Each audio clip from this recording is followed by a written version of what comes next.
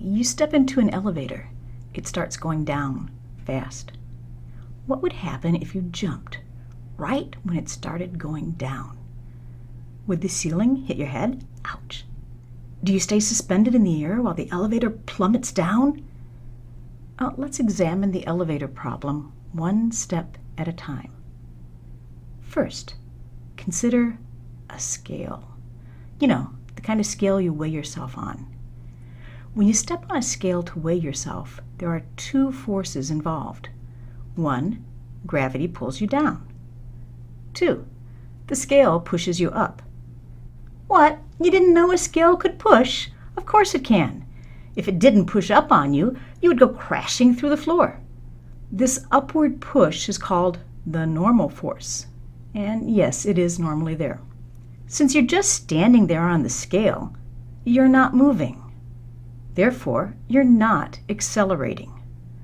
Newton's second law of motion, net force equals mass times acceleration, tells us that if the acceleration equals 0, the net force must equal 0, which means that the force of gravity pulling you down must be equal to the force of the scale pushing you up.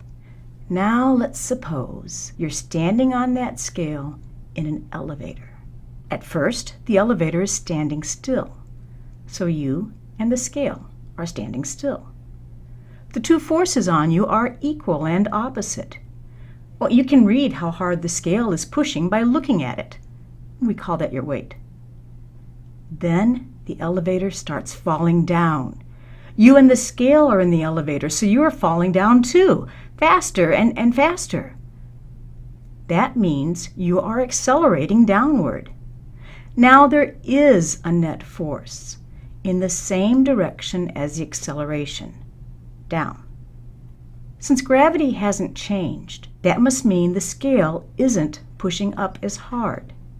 So the scale is reading a smaller number. The faster the elevator accelerates, the less the scale pushes up. But if you jumped, would you stop falling? Would the elevator hit your head? Well, what's pulling the elevator down? Gravity. Is gravity pulling on you? Of course. So your relative position in the elevator will stay the same.